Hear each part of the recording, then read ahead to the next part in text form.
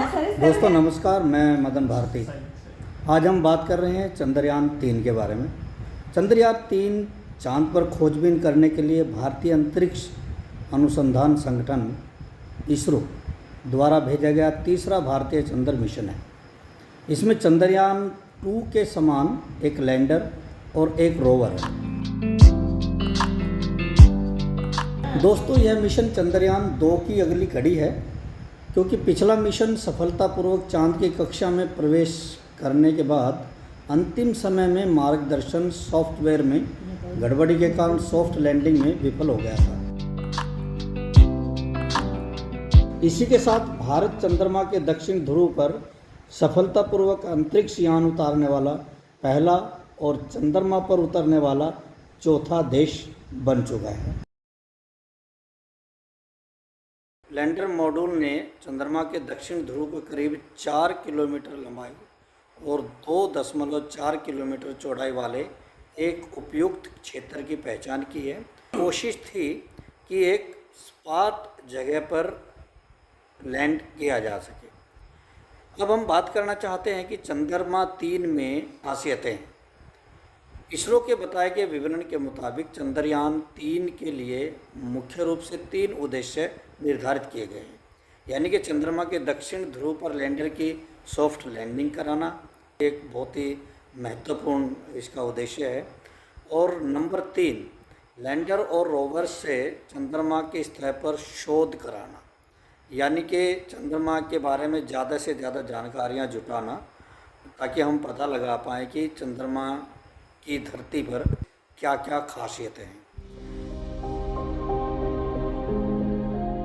साथियों, चंद्रयान 2 में ऑर्बिटर के साथ इसरो ने लैंडर मॉड्यूल के हिस्से के रूप में लैंडर विक्रम और रोवर प्रज्ञान को भी भेजा था। हालांकि चंद्रयान 2 का लैंडर चंद्रमा पर दुर्घटनाग्रस्त हो गया, लेकिन ऑर्बिटर लगभग 4 वर्षों से चंद्रमा की परिक्रमा कर रहा है।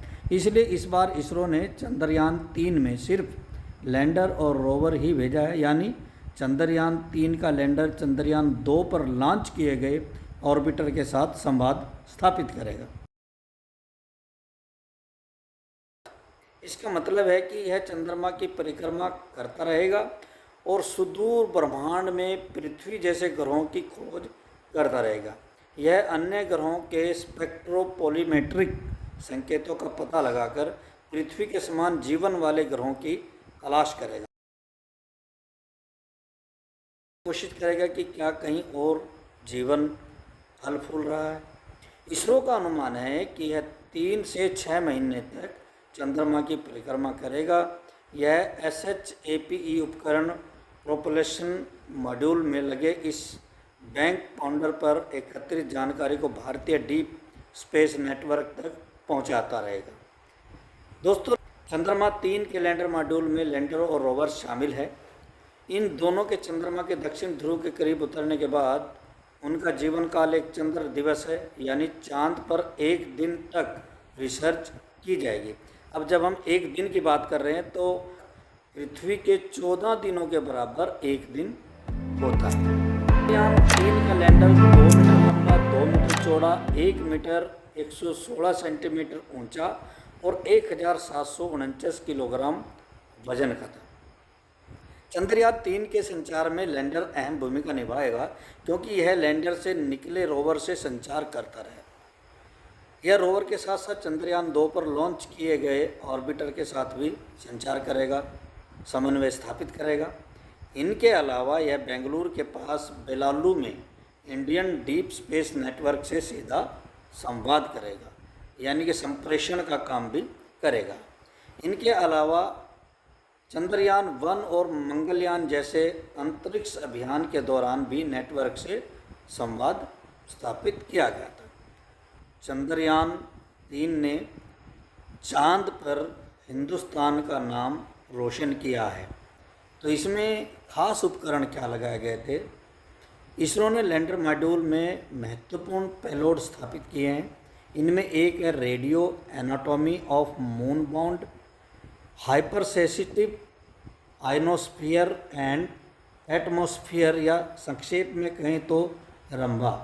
यह डिवाइस चंद्रमा की सतह पर प्लाज्मा घनत्व की जांच करेगा, यानी यह वहां आयनों और इलेक्ट्रॉनों के स्तर और समय के साथ उनमें होने वाले बदलावों का अध्ययन करके जानकारी इकट्ठा करेगा।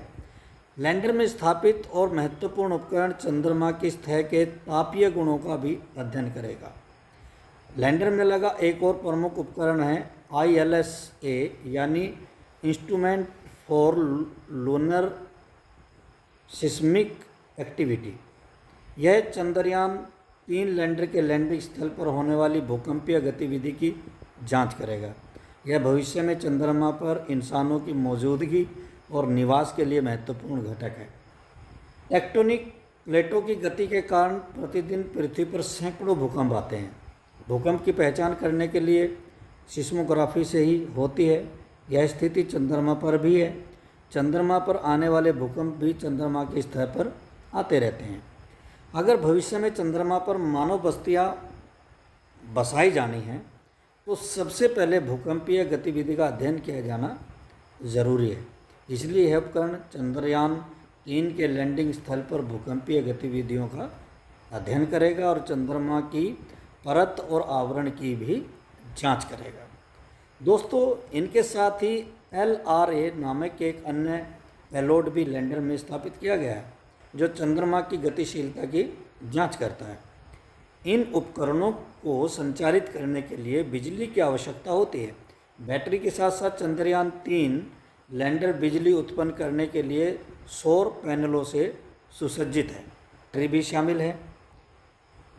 अगर लैंडर सूरज की रोशनी की दिशा के अलावा किसी और दिशा में लैंड करता है तो कोई दिक्कत नहीं होगी, क्योंकि लैंडर के 3 भाग नज़र आते हैं।